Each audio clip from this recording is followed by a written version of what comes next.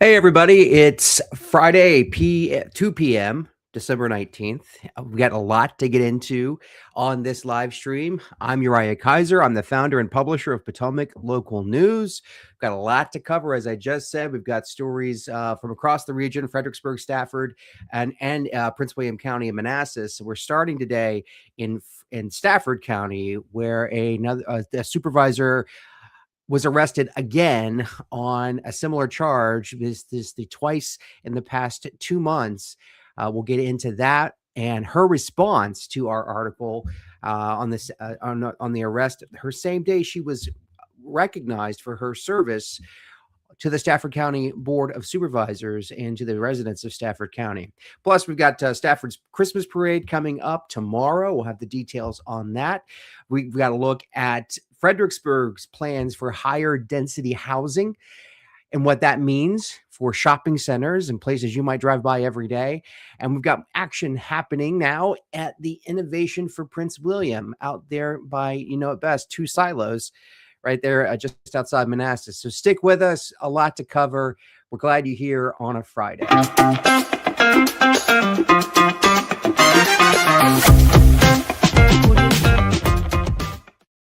Kind of funky. I like that. Had that little intro made up for our broadcast here. So welcome. I'm Uriah Kaiser, Potomac Local News. We'll start off by showing you our website, because that's what we do every single day. We are working to share local news, create local news as much, and local news you're just not going to find anywhere else. And we're going to start here with our email subscription. If you're not, here's our website, potomaclocal.com. If you're not already signed up for our free email newsletter, please do so. Please go to potomaclocal.com right now and sign up for that email newsletter. It is at the top up here at newsletter. Very simple newsletter. Sign up. It's free. I send it out every single day at 4 p.m. with everything that we have put on the site.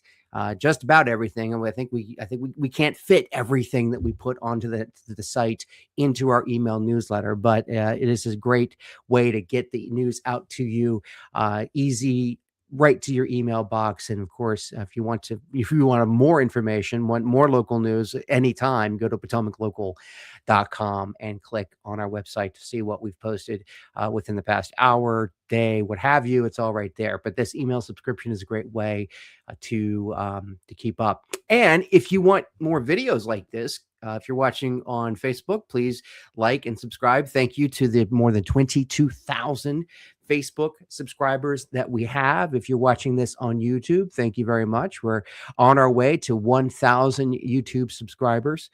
So please, we want you as our next YouTube subscriber. Please like this video and subscribe to our channel. And again, if you like your local news emailed to you, we have 18,000 on our email list. We love sending that email out every day to 18,000 right here in this email subscription. And we are sincerely grateful for our more than 500 paying members at potomaclocal.com who help us not only keep the lights on in our newsroom, but the lights shining on the local issues that matter most to you and your family here in the community between Fredericksburg, Manassas, and Woodbridge. So thank you all very much for your ongoing support. We are looking at this article today here on our site. This is, let me scroll back up to it. This is Supervisor Monica Gary. She has been arrested again. This charge, similar to the one she had in October. Stafford County Supervisor Monica Gary was arrested early Tuesday, December 16th, 2025, and charged with assault and battery of a family member. The arrest marks the second time a domestic-related incident involving Gary in less than 2 months occurred on the same day the Stafford County Board of Supervisors publicly honored her with a proclamation honoring her service. So Gary, she has been a supervisor. She was elected in 2021. She has been on the board since then, and she's wrapping up her term by the end of this month. So December 31st, she is out of the Board of County Supervisors. She has served her term. She opted not to run for re-election. However, she did state on November 8th that she will run for state senate. That's an office that she sought 2 years ago. She ran as an independent. She did not. It was a three-way race between her, Tara Durant, who is the incumbent in that seat right now, and the Democrat Joel Griffin from Fredericksburg. So she was not successful in that bid, but she announced following her first arrest in October. Then later on November 8th, she announced that she was going to seek the Senate seat despite her arrest in October. Here we are again now, December 16th. Police were back out at her home in Stafford County and charged her with, I believe the charge, let me see here, assault and battery of a family member, which is classified as a misdemeanor. It looks like the charge is classified as a misdemeanor. So Gary was arrested but not jailed and was released following processing. Potomac Local, we did request a comment from Gary, and I'm going to work on pulling that up here.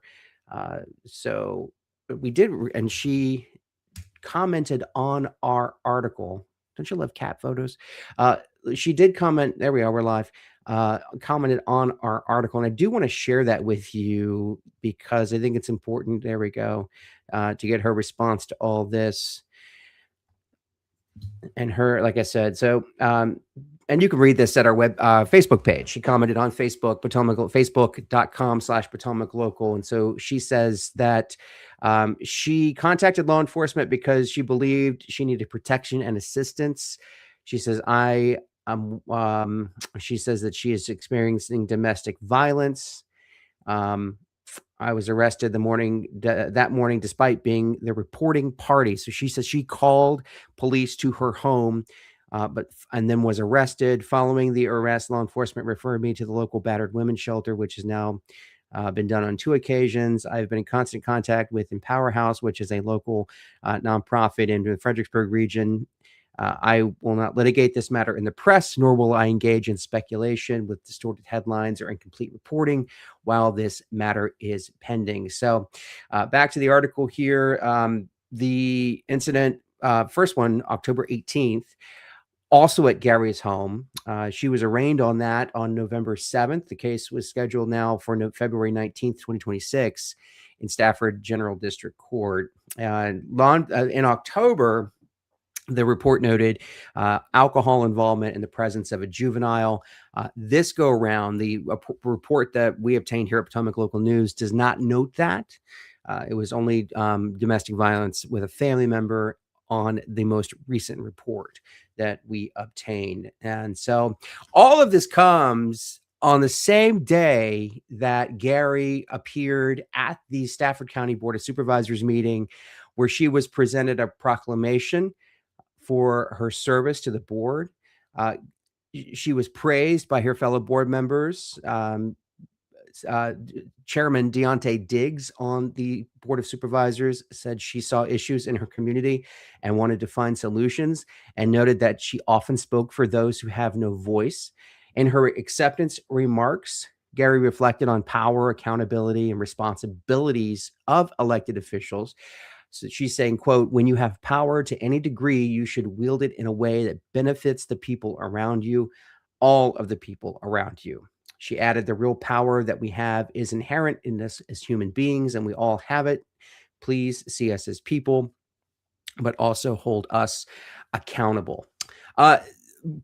Going back to October, she appered on Fox 5. There's a podcast with Tisha Lewis. I can't believe I messed up. I went to school with Tisha at Hilton High School. Hi, Tisha. Tisha Lewis, Fox 5, did the Good Word podcast, where she offered a personal explanation that differs from law enforcement documentation in the October case. Gary said that alcohol did not play a role and that no one was physically injured. She told Lewis, I yelled a lot. One of my children called police. There was no alcohol issue, no sobriety test, and no one was hurt physically, Gary said. So she went on to say that she has a complex PTSD and citing unresolved trauma and marital stress. And she had begun therapy. Gary framed the situation as part of a broader discussion on mental health and domestic violence.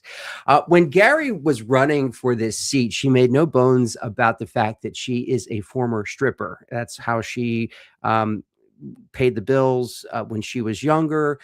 She talked about it frequently on the campaign trail, and later, after she was elected, she did several interviews, one nationally, at least one national outlet interviewed her about her transition from being a stripper going into local politics and the transformation that it meant for her. She's also been very vocal about her faith. She says that she started a church in Stafford County and has followers that follow her in her church. All of this has been quoted and talked about in the press. But she's also very open about her future politically, right? So as I said, on November 8th, she says that she is going to run again for that Virginia State Senate seat in the 27th district. She said, quote, you will not see me again on your ballot for a couple years. I will be running for the state Senate in 2027. So, but that's clearly on her mind is continued greater, more politics in terms of a higher position and going, leaving Stafford County and going to Richmond and serving at the state level. So what do you think? Do you think that this is something that is becoming of an elected official? Obviously, she's in a bad spot here. I think we can all say that, domestic violence is, no one wants to be involved with that. And we certainly don't know all of the details in this case. It will play out in court. And we will, we'll report the facts that we get. We will not speculate on this case, and we certainly wish Supervisor Gary well in this difficult time that she has. We have seen that the comments. I'll go back here to our comment page here on Potomac Local. Just because you are the reporting party doesn't make you innocent once. 2 times in a few months. Stay away from each other. Something is toxic. What else here? She said we have, I'm guessing that the state Senate run is off the table. Someone's quote is commenting, we need a large field in the Democratic Party for the Senate seat. Here's a comment. She added, the real power that we have is inherent in us as human beings, and we all have it, and told residents, please see us as people, but also hold us accountable, unquote. To use her own words, it's time to hold her accountable. So people are commenting here on our Facebook page on this story. Tell us what you think here. Leave a comment. You can leave it here on this video or go to our story at potomaclocal.com or on Facebook and let us know what you think. The other thing I'll say is that this story came to us here at Potomac Local through a tip from someone who is concerned about the state of their community and the people who are in charge, who are leading the community. And so one of the comments that we have here, and I'll if I can find it, I'll respond here. Let's see if I can pull this up. But essentially what they were saying is the only reason why Potomac Local reported on this story is because she is an elected official, because she is in local government. And I will agree with that, right? I mean, we don't go and report every single instance of domestic violence. Unfortunately, there are far too many of them to report, and it's very sad and very tragic for all those involved. But the person who commented that, and I'm still looking for that comment, they're correct. She called us, she referred to Potomac Local as a rag, and that's a common reference to a newspaper. But I don't know if you can take your cell phone and pull up potomaclocal.com and wipe up anything off your counter or what have you, or a digital publication. We've never printed a newspaper, but all the same, yes, you're right. We printed this because it is someone who is in power and who is in charge of deciding, making decisions that affect everyone in the community. And because of that, we think that it's news, and also because it's happened more than once. And so, when something unusual happens, such as the arrest of a sitting elected official, that's news. If it happens twice, especially within this in the span of as many months, that's what we consider news. That is definitely news. So we thank the tipster who tipped us off to this story. Of course, from there, we contact the sheriff's office. We file what's called a FOIA, or Freedom of Information Act request, and we ask for the documents. We got the arresting documents that show the arrest, and we report from the documents and what we know. And of course, we asked for a comment from the supervisor, and she did not respond to us, but she did take it upon herself to go to our Facebook post and post her thoughts about that. So that's what's happening. Supervisor Gary, we wish her all the best. We wish her well. Hopefully everything shakes out and works out for the best. And with her political aspirations, we hope that all shakes out too, in terms of what she wants to do going forward. If she's going to take some time and try to fix what's going on there at home, or if she is going to press forward while getting help and keep her eye on politics, we will continue reporting on that. So in much lighter news, I want to get to something more fun. This is let's transition here to the Stafford Christmas Parade. That is tomorrow, and it's going to be at Pratt Park on Saturday, December 20th. Here is Christmas vacation. So what I think is cool is Stafford has a Christmas parade, and so it is a younger event in terms of it has many years as it was meaning the number of years that it has been held. Kelly Sankowski and I, we did the Fredericksburg Christmas parade. We did it live back on December 6th here on PLN. You can go to our YouTube page at youtube.com/Potomac Local and look that video up. We were talking Fredericksburg City goes back to the 1700s. And so we were talking about how it's really unknown how many times the city has held the Fredericksburg Christmas Parade. But this in Stafford, I think, going back to my point, I think it's great. Stafford has its own parade. It joins the likes of the city of Manassas and other communities, Spotsylvania, other communities in our region that do a Christmas parade. So this one happening tomorrow at Pratt Park, which is just across the Rappahannock River from Stafford County. It's also a great place. It's in Stafford County, just across the river from Fredericksburg. It's also, Pratt Park is a great place to go on the 4th of July and see a fantastic fireworks show put on by the Stafford County Parks and Rec Division. But this one will be, again, tomorrow, December 20th.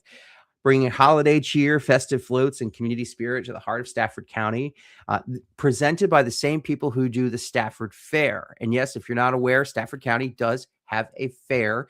It is also newer, and it is held each year at the University of Mary Washington Stafford campus. And so this is down on Village Parkway and Route 17, near where they're building the 6th high school in Stafford County, now called Hartwood High School. So this is held in the fall, in October, the Stafford Fair. And so we'll talk more about that, obviously, when we get closer to the Stafford Fair.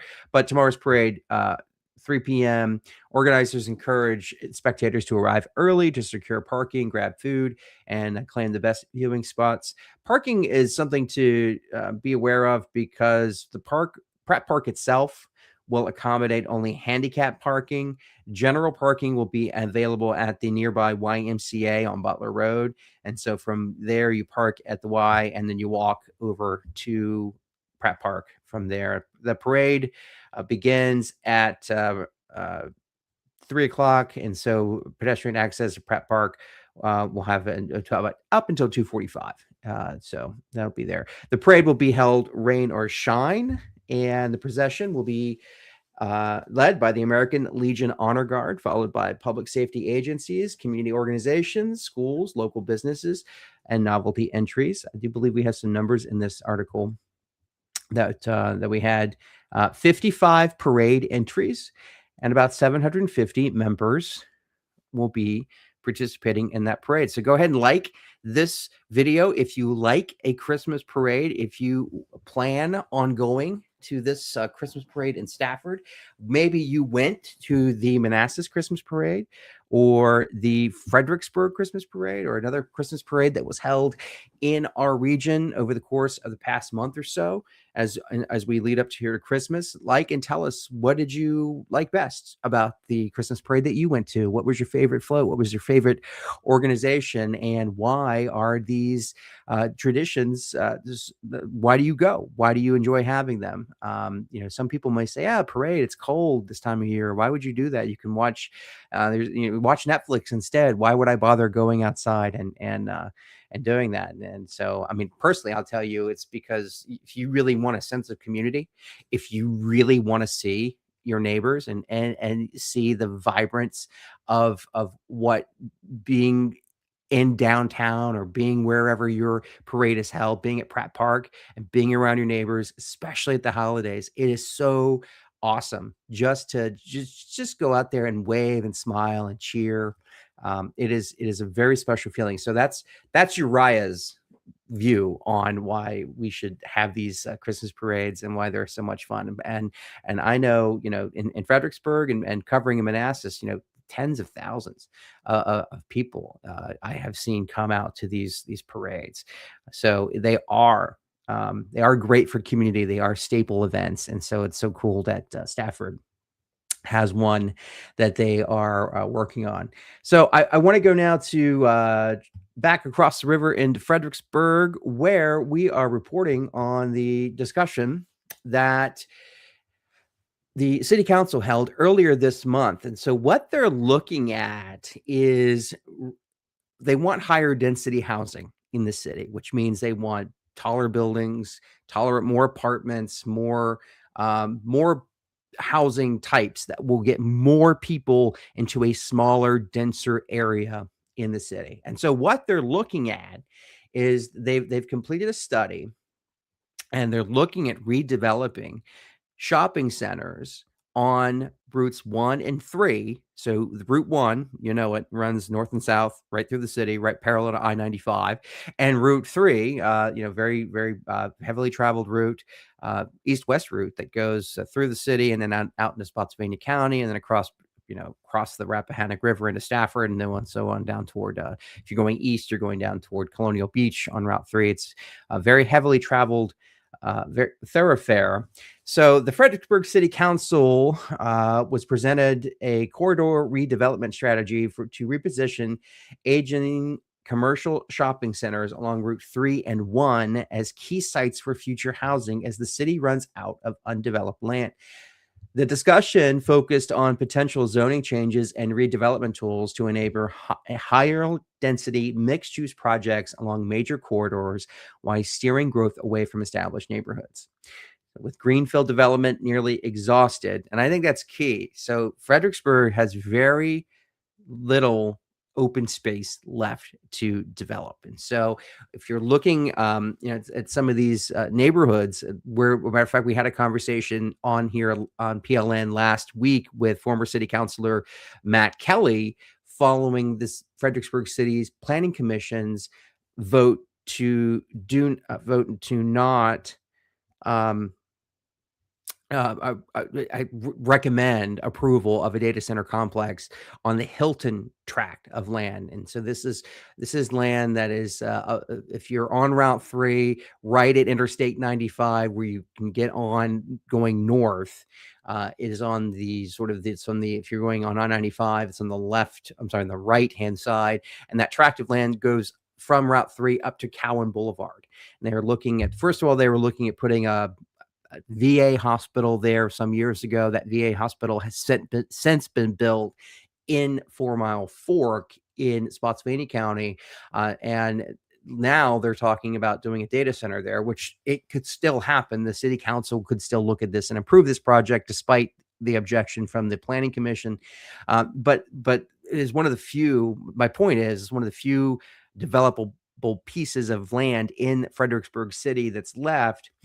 So the point to all this, the study here is like knowing that they are weighing how much density and how much public involvement and public investment from the city that they need to bring in more housing. And some of that is affordable housing. So the city staff reviewed the corridor redevelopment strategy and examined the redevelopment potential across several aging shopping centers and commercial corridors. Josh Summits, the city's economic director of economic development and tourism, he said the study looked at multiple sites, including the Greenbrier Shopping Center, Gateway Village, Eagle Village, and Fredericksburg Shopping Center, among others. Summit said no specific corridor or shopping center has been identified as a priority or first in line for development.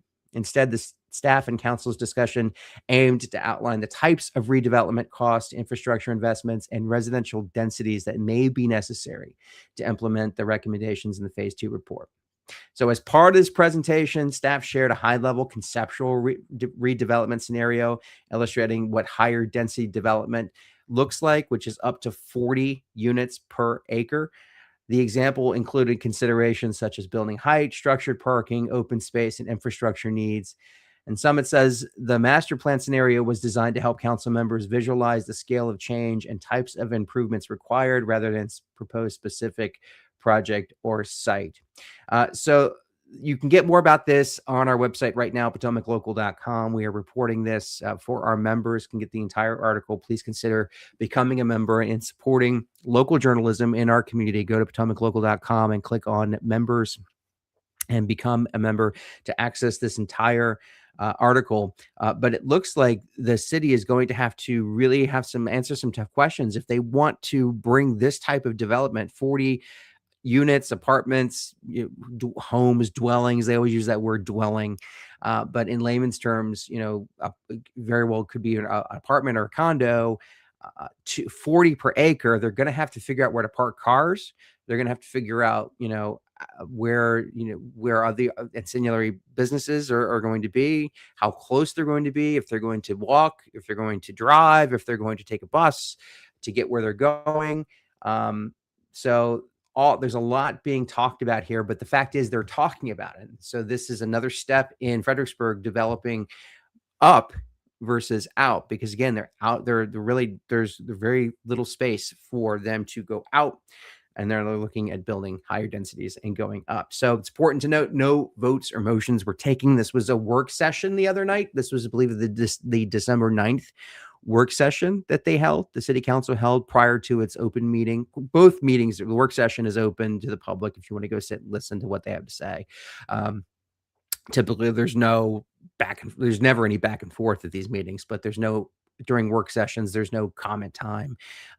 You can't stand up and speak your mind like you can during a regular city council meeting, which they held at 7:00 following the work session. But something to watch here. We will be continuing to watch this story as it progresses. The other thing that we're watching, let me scroll over to it here on our website. Story here posted at 2 p.m. If you're interested, Stafford, we've got more breaking news on the Kraken loop from the Lake Anna Power Station to Fauquier County, this high voltage transmission line that they want to build due to the massive growth of data centers in our area.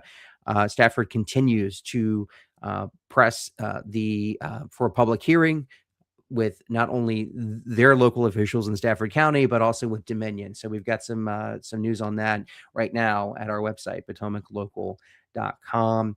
But the other thing I flagged to talk about was this innovation. Now we're going to switch gears, go to Prince William County. If you're watching from Prince William County or Manassas, when I say 2 silos Farm Brew Live, now Nova Live, you know exactly what I'm talking about. This place is a magnet for people across Northern Virginia who come and hang out. There are several different, multiple breweries, multiple restaurants. Um, this is an entire entertainment destination. I myself had I'm dating myself now, 25-year uh, Hilton High School reunion. That's where I went to high school in Woodbridge, Hilton High School. We had our 25-year reunion at Two Silos of Nova Live this past summer. And so what we have here, this just announced by the county's economic development department. So they sold a plot of land for $4 million to, I'm going to go pull up their press release here because I actually have a link to it here. This is the Prince William site here. So the Board of County Supervisors approved the sale of two parcels, about 13 acres at Innovation Park, just outside Manassas, for a little over $4 million.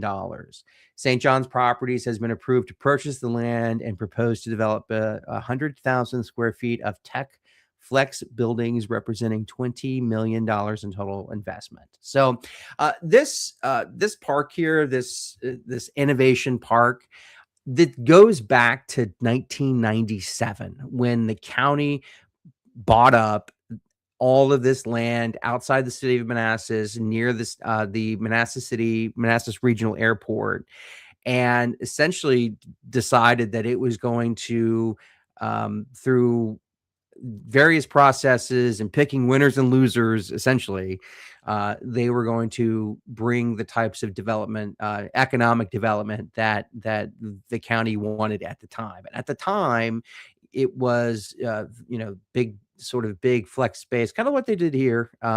Big. Not tall, but sort of wide office spaces. Matter of fact, if you've ever seen Office Space, which is a movie that I love, it's that exact type of office space where it's low one-story building but wide, a lot of floor space. And that was back then, going on 30 years ago. That's what they were envisioning. But since then, the demand for that type of office space has slowed down. And so we've seen more demand for flex space and what have you. So the point being, the county owns all this stuff, all this land out here, and it's slowly breaking it up and selling it off to these developers. So you'll also note, in addition to the Nova Live, Two Silos, you'll note that the FBI has its Northern Virginia headquarters at this location at Innovation. Several data centers are popping up at this location. We also have probably the biggest tenant, the most prestigious George Mason University. Their Science and Technology campus is at this location. The Hilton Performing Arts Center, which is part of George Mason, it's all right there. And they're building a new town center there, and there will be a lot of student housing there, and I think a mixed use development. So cool to see more development happening in this area just outside Manassas at the Innovation Park. So what do you think? Do you think we should be investing more into this type of development in terms of technology, in terms of high density housing? Do you think that this is a good thing? Let me know here in the comments, and because we're going to continue covering these stories here as this land is bought up and sold up, broken up, sold off, and all this redevelopment stuff. Of course, you can get all that again in our email newsletter. If you've not subscribed to our free email newsletter, please do so. Go to potomaclocal.com and sign up for our free email newsletter. Very easy, very simple to do. It's free. Just drop your email address right in the box, and I'll send you our email out every single day. It is packed with local headlines you're just not going to get anywhere else.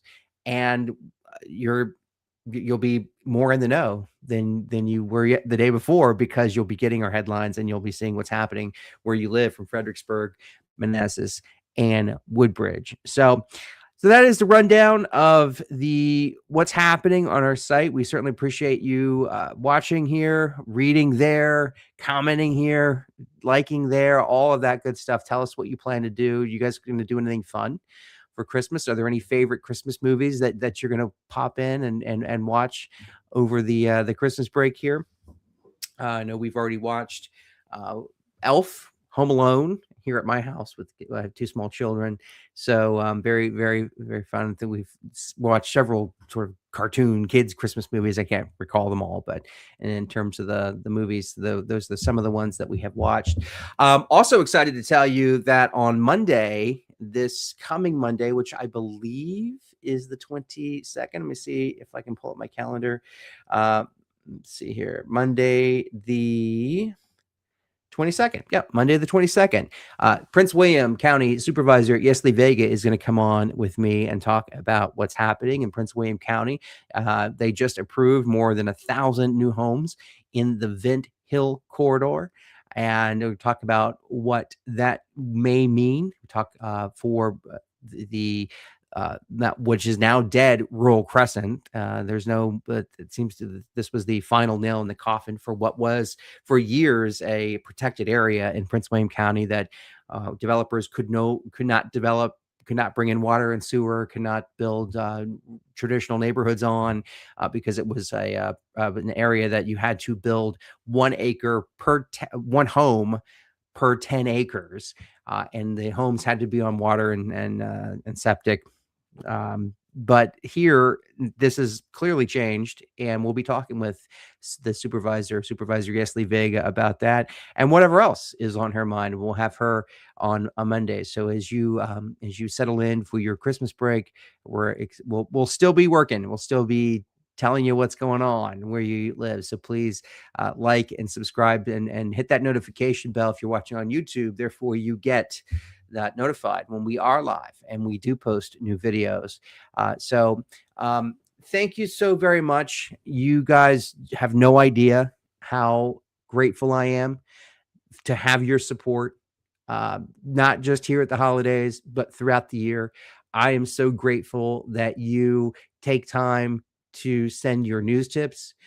You can text me at 571-989-1695, 571-989-1695. I read all the texts that come in. I get the emails, news at Potomac Local, news at potomaclocal.com. So I'm very grateful for all the tips, because it shows that not only do you care about the community in which you live, but you also trust us to tell the stories of the people that make up the communities that we live in, and the things, and the all the things, the good and the bad that are happening. We tend to sometimes focus a lot on the bad and the negative, because that's what sort of the squeaky wheel gets the grease, if you will. But there's a lot of great things happening. Matter of fact, watch our show site from Monday. We've got news about a big food donation that was made for Northern Virginia Food Rescue in Manassas and Warrenton. So that's a great story we've got coming up. A lot of great things.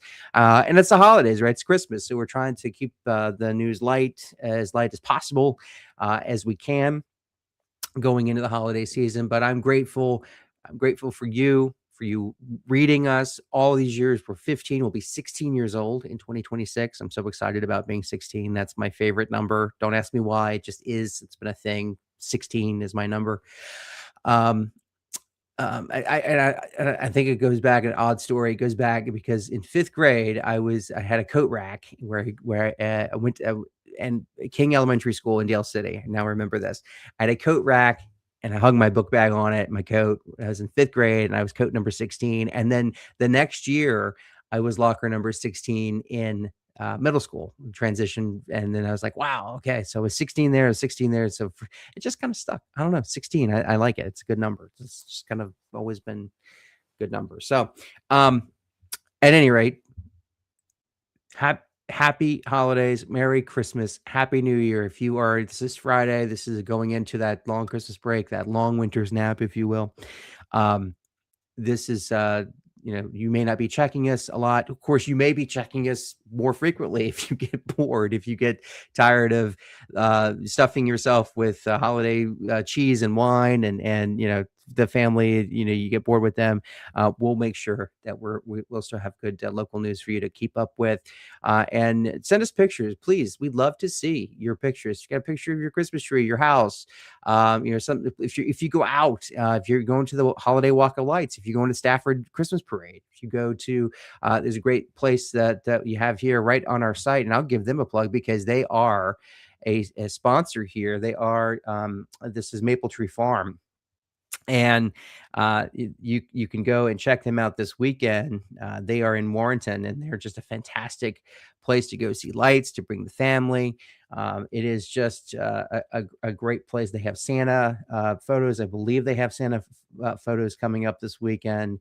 I know we tried to go last weekend, but it was too cold. We had the weather in here, so they closed out the early. And actually, they were closed all day Sunday. So, and that's when, but at any rate, Maple Tree Farm, Warrenton, go to our website, potomaclocal.com, see their ad at the top of the screen and check them out. They are awesome. Great people. Tell Patty Uriah said hi when you go out to Maple Tree Farm and see the lights and meet Santa and have cocoa. And it's a great place. Do it now before it becomes a data center. Trust me. Do it now before it becomes a data center, because they're interested. I was talking to Patty years ago about this time a year and a half ago, and she said, "Yep, they're knocking. The data center folks, they're knocking." So go take advantage and do things like this here in Northern Virginia while you still can. Because once the land's gone, it's gone, and I certainly don't fault anyone for selling. If the land's going to go for that, you got to do for your family what you got to do for your family. I don't have any qualms about it. But we'll say we are definitely going to go before Christmas is out and see the lights there. So what are you going to do? Let us know. Comment. Send me an email, text messages, carrier pigeon, what have you. If you see news happening where you live, you think we should be paying attention to something we're not, or you just want to put something on our radar that we had no idea about, that is what I'm asking you to do, because we rely on you to tell us what is happening where you live. Again, the numbers, my cell phone, 571-989-1695. My email address, news@potomaclocal.com. Go and just send me, text me, email me. Can't wait to hear from you. Have a great weekend, everybody. We're going to wrap things up here with that, and we will talk with you again, Supervisor Yesli Vega, on Monday. Can't wait to hear from her. Have a great weekend.